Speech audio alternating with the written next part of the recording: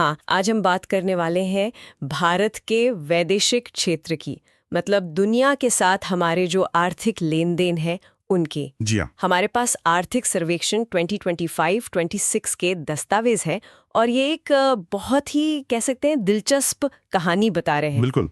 ऐसा लग रहा है कि ग्लोबलाइजेशन मतलब वैश्वीकरण का वो दौर जब पूरी दुनिया एक खुला बाजार लगती थी, वो अब खत्म हो रहा है। हाँ, दुनिया के व्यापार करने के नियम जैसे रातों रात बदल रहे हाँ, हैं। एक तरफ तो भू राजनीतिक तनाव है और दूसरी तरफ देश अपनी अर्थव्यवस्था को बचाने के लिए नई नई दीवारें खड़ी कर रहे हैं। तो आज की हमारी पड़ताल का मिशन यही समझना है कि इस बदलते माहौल में भारत का प्रदर्शन कैसा है, हमारी नाव कितनी मजबूती से आगे बढ़ रही है। हाँ। तो चलिए सबसे पहले इसी नए वैश्विक माहौल को समझते हैं।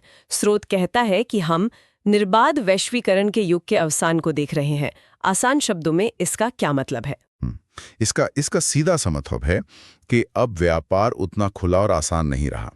देश अब सिर्फ ये नहीं देख रहे कि सबसे सस्ता सामान कहाँ मिल रहा है, अच्छा, बल्कि ये भी देख रहे हैं कि वो सामान आ कहाँ से रहा है और क्या उस देश पर भरोसा किया जा सकता है। और इसी सोच से प्रोटेक्शनिज्म या संरक्षणवाद बढ़ रहा है। बिल्कुल। देश अपने उद्योगों को बचाने के लिए बाहरी सामान पर टैक्स लगा रहे हैं। हाँ, और सप्लाई चेन की भी बात हो रही है। हाँ, कोविड के समय हमने देखा था कि कैसे एक देश में लॉकडाउन लगने से पूरी दुनिया में चीजों की कमी हो गई थी। क्या ये उसी का नतीजा है? ये उसका एक बहुत बड़ा नतीजा है, लेकिन बात अब उससे भी आगे निकल चुकी है।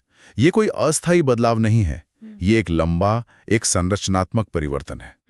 अब कोई भी देश या कोई भी कंपनी किसी एक देश पर, जैसे चीन पर, पूरी तरह से निर्भर नहीं रहना चाहती। और इसीलिए राष्ट्रीय सुरक्षा और तकनीकी आत्मनिर्भरता जैसे मुद्दे अब ज्यादा जरूरी हो गए हैं। जी, वो अब व्यापारिक फैसलों के केंद्र में आ गए हैं। और इसी माहौल से फ्रेंड शोरिंग और नियर शोरिंग जैसे शब्द भी सुनने में आ रहे हैं।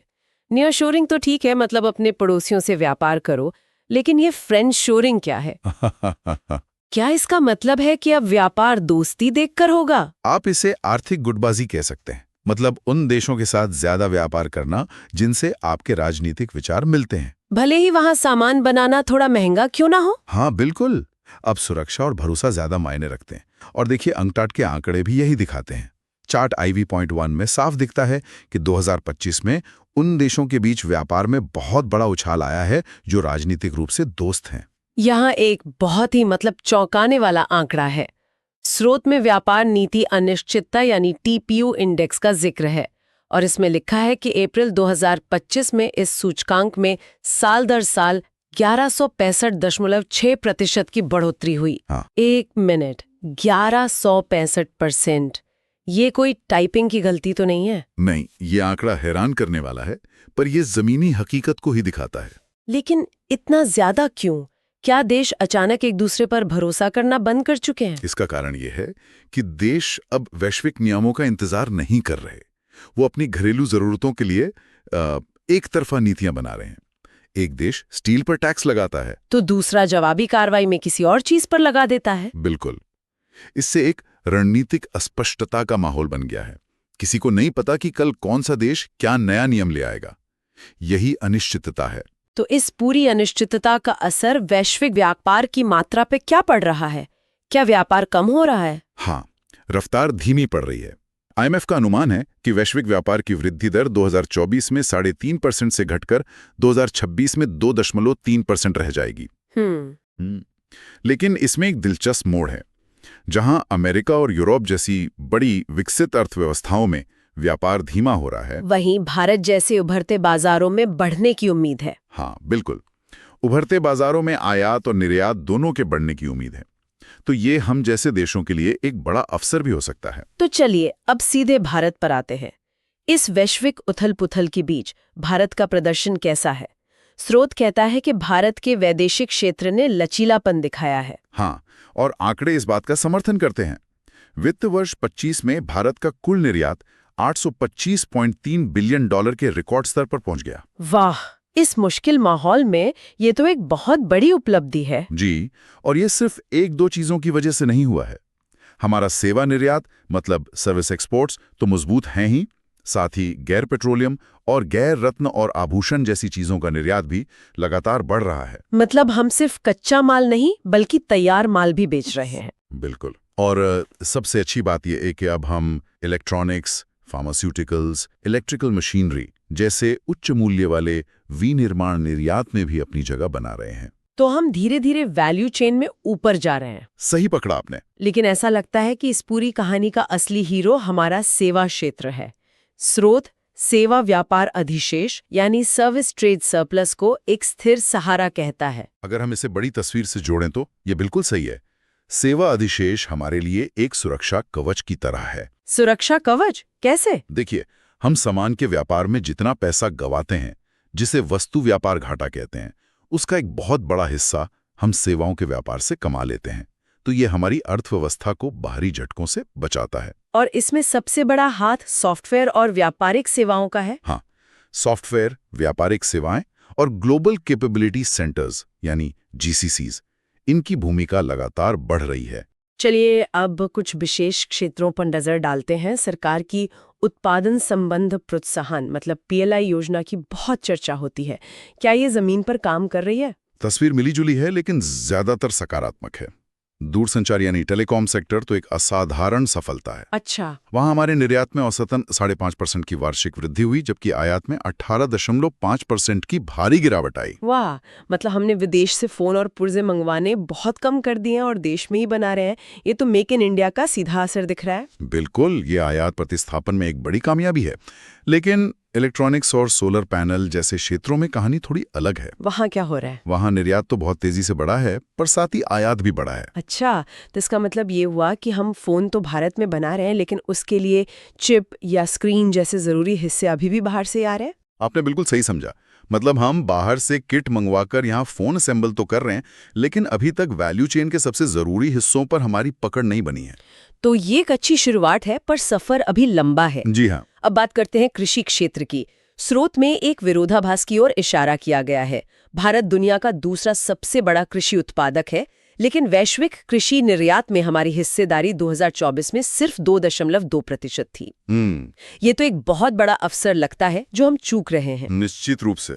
स्रोत का अनुमान है कि भारत में $100 बिलियन के कृषि निर्यात की क्षमता है, लेकिन इसमें कई व्यावहारिक चुनौतियां हैं। जैसे कि पहली और सबसे बड़ी चिंता हमारी अपनी खाद्य सुरक्षा है। सरकार हमेशा ये सुनिश्चित करना चाहती है कि देश में किसी चीज की कमी ना हो। फिर बुनियादी ढांचे की कमी भी है। और नीतियों की अस्थिरता का भी जिक्र है। जैसे घरेलू महंगाई को कंट्रोल करने के लिए अचानक से प्याज या चीनी के निर्यात पर रोक लगा दी जाती है। हाँ, और यही विदेशी खरीदारों का भरोसा कम करता है।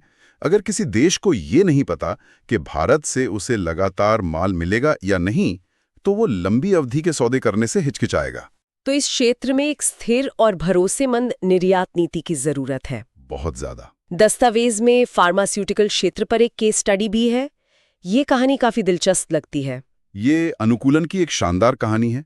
जब ट्रिप्स समझौता लागू हुआ तो कई लोगों को लगा कि भारतीय फार्मा इंडस्ट्री खत्म हो जाएगी। एक मिनट, ट्रिप्स से पहले क्या हम बस दूसरी कंपनियों की दवाइयों की सस्ती कॉपी बना रहे थे? मोटे तौर पर हाँ। इसे रिवर्स इंजीनियरिंग कहते थे, और ये एक सफल मॉडल था जिससे भारत दुनिया की फार्मेसी बना। लेकिन ट्रिप्स ने उस रास्ते को बंद कर दिया। तो फिर हुआ क्या? कंपनियों ने खुद को कैसे बचाया? हुआ इसका ठीक उल्टा। कंपनियों ने कहा, ठीक है, अब हम नकल नहीं, आविष्कार करेंगे।